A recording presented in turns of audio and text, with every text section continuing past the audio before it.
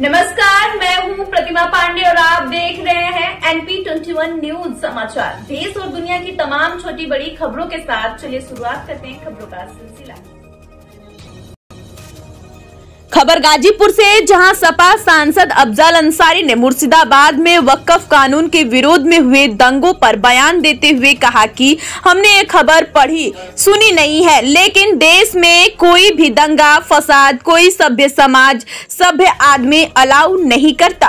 वक्फ कानून को लेकर सरकार पर निशाना साधते हुए अफजाल ने कहा कि देश की जनता को हमारी नीयत पर शक है।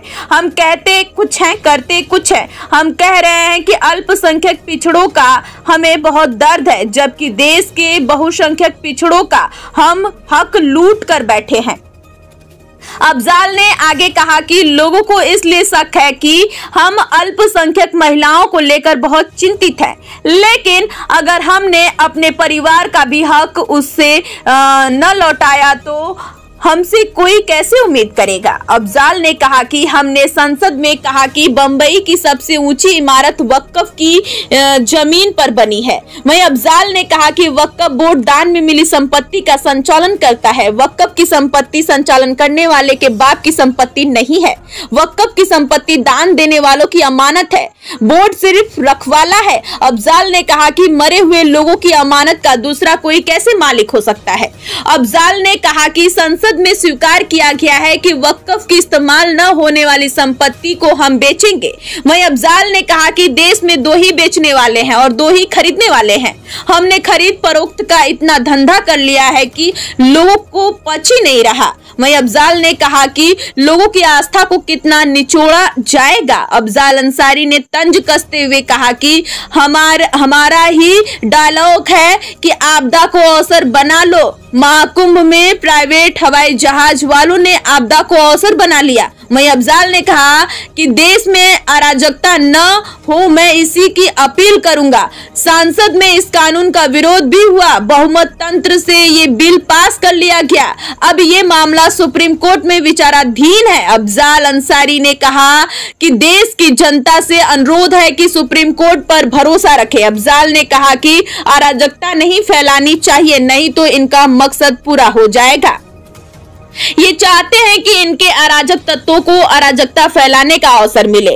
इन अराजक तत्वों को कोई स्वीकार नहीं कर रहा है। देश के इस माहौल से सभी लोग चिंतित हैं। अफजाल अंसारी ने संभल सांसद वर्फ के खिलाफ कार्रवाई पर बोलते हुए कहा कि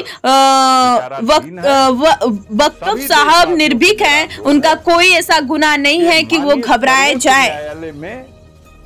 उसके निर्णय पर भरोसा करें, वहां न्याय होगा। वहां बहुमत तंत्र और लोकतंत्र नहीं है। वहां संविधान के रास्ते से देखा जाएगा कि यह बिल बनने योग्य है कि नहीं। उस फैसले का इंतजार होना चाहिए। अराजकता नहीं फैलानी चाहिए, ये इनका मकसद पूरा हो जाएगा। ये यही चाहते हैं कि इनके अराजक तत्वों को अराजकता फैलाने का अवसर मिले और वो कोई भी खुराफात कर देंगे। अभी 2 दिन पहले तो एक मजार पे चढ़ करके वो झंडा लहराया गया, सैया भय कोतवाल अब डर का है। तो इन अराजक तत्वों को कोई स्वीकार नहीं कर रहा। हिंदू मुसलमान सिख ईसाई बौद्ध सभी लोग चिंतित हैं देश के इस माहौल से। 2 लाख करोड़ से ज्यादा का देश पे कर्ज हो चुका है। आज हम कहां खड़े हैं? 85 रुपए के मुकाबले डॉलर 85 रुपए से अधिक हो गया। हम कहां खड़े हैं? हमारे भारतवासियों को अमेरिका हाथ में हथकड़ी पैर में बेड़ी कमर में रस्सी बांध कर ला के हिंदुस्तान छोड़ जा रहा। हम विश्व गुरु हैं, डंका बजता हुए रहे, लेकिन क्या हो रहा हमारे साथ? आज आम आदमी चिंतित है। रोजी रोटी का सवाल खड़ा हो चुका है। महंगाई, बेरोजगारी, भ्रष्टाचार, गिरती हुई कानून व्यवस्था की स्थिति, इतनी बलात्कार की घटनाएं हो रही हैं। सुप्रीम कोर्ट ने, हमने नहीं, सुप्रीम कोर्ट ने कह दिया उत्तर प्रदेश में कानून का राज ध्वस्त हो चुका है। हमें शर्म ना आए? हम बेशर्म हैं? तो इसकी कौन सी बात है भाई? वर्क साहब पे जिस तरह सरकार कार्रवाई कर रही है, क्या लगता है? गिरफ्तारी भी हो सकती है। मैं ये समझता हूं कि गिरफ्तारी होना हर समय तैयार रहना चाहिए। लोग व्यवस्था को तानाशाही ढंग से चलाने का प्रयास कर रहे हैं, लेकिन जनता इन्हें विफल कर देगी। बर्क साहब निर्भीक हैं और कोई ऐसा उनसे गुनाह नहीं है कि जिसके लिए वो घबरा जाएं। हिम्मत है इनको तो उसको गिरफ्तार करें ना। ये एक जनता द्वारा निर्वाचित, लाखों जनता के द्वारा निर्वाचित, आरोप क्या है उनके ऊपर बताओ, कोई आरोप बताओ। हत्या क्या है कि डकैती का है, किस चीज का है, बलात्कार का है, पब्लिक को भड़काने का।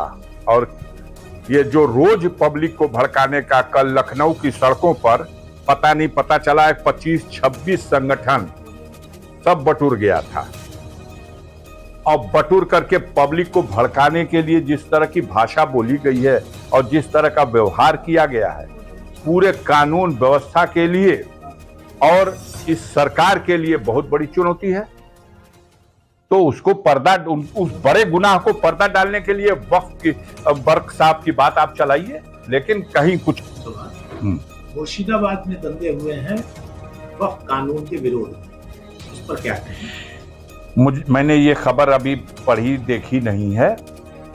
जहां कहीं भी देश में इस तरह की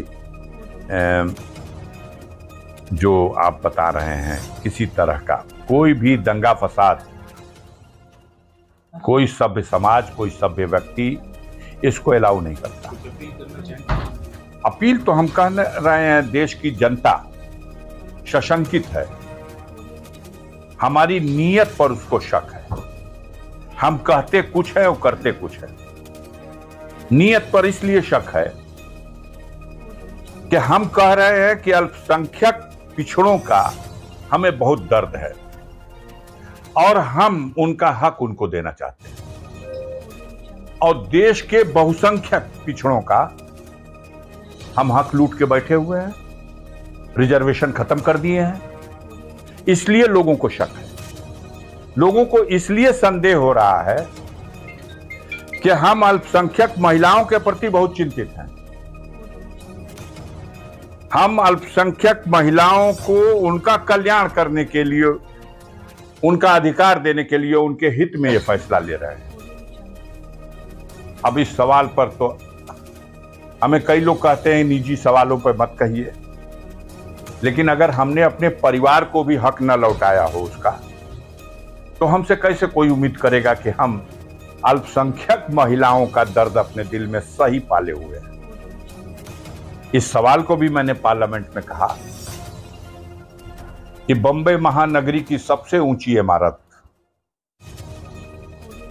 जिसे देश के बहुत से लोग जानते हैं वो इमारत किसकी है, वो यतीम खाने के नाम से वक्फ की गई एक जमीन पर बनी। अब वो खतरे में है। अगर वक्फ बोर्ड के पास अधिकार रहेगा तो कल वो बिल्डिंग खतरे में आ जाएगी। संसद से जो पास हुए, देखिए बात अब पूरी हमारी समझ लीजिए पहले, क्यों इस सवाल पर लोग विचलित हैं। लोग विचलित है कि हम वक्फ की संपत्तियों का संरक्षण करेंगे, तो लाल किले का संरक्षण करने के लिए डालमिया को क्यों दे दिया? इसलिए हमारी नीयत पे लोगों को शक है। कोई दानी, कोई महादानी अपनी संपत्ति, अपने पुण्य के लिए गरीबों, महिलाओं, बेसहारा लोगों के काम आ जाए, इस उद्देश्य से संपत्ति दान में दे देता है। जिसको दान दिया, दान देने की प्रक्रिया को वक्फ कहते हैं। दान कर दिया, यही वक्फ है। इसको उर्दू शब्द है वक्फ। अब वक्फ का व्यवस्था संचालन वक्फ का बोर्ड कर रहा है। जो दान जहां मिल रहा है उसका संचालन करने के लिए वक्फ बोर्ड है। अब वक्फ बोर्ड का संचालन किसी और के हाथ में दिया जाएगा तो लोगों को शक हो रहा है कि ये वक्फ की जो संपत्ति है, ये संचालन करने वालों की बाप की संपत्ति नहीं है, ये उसके एक अमानत के रखवैया हैं। वो किसकी अमानत है? जिसमें से 99% लोग ऐसे होंगे, 90-95%, जिन्होंने वक्फ किया दुनिया से चले गए हैं। तो मरे हुए लोगों की वो अमानत उसका कोई दूसरा कैसे मालिक हो सकता है? वो दे गया कोई मरा हुआ आदमी आपको और वो दुनिया छोड़ के चला गया। अब आप अगर उसमें कोई बेईमानी कर रहे हैं तो ये आपके ईमान की खोट है। पारदर्शिता होनी चाहिए, लेकिन उस ईमानदारी कराने के नाम पर ऐसा आदमी हाथ में ले ले। सदन के अंदर स्वीकार किया गया कि हम मस्जिदों को, मदरसों को, ईदगाहों को या ऐसी कोई दरसगाहों को जो इस्तेमाल में आ रही हैं उसको छुएंगे नहीं।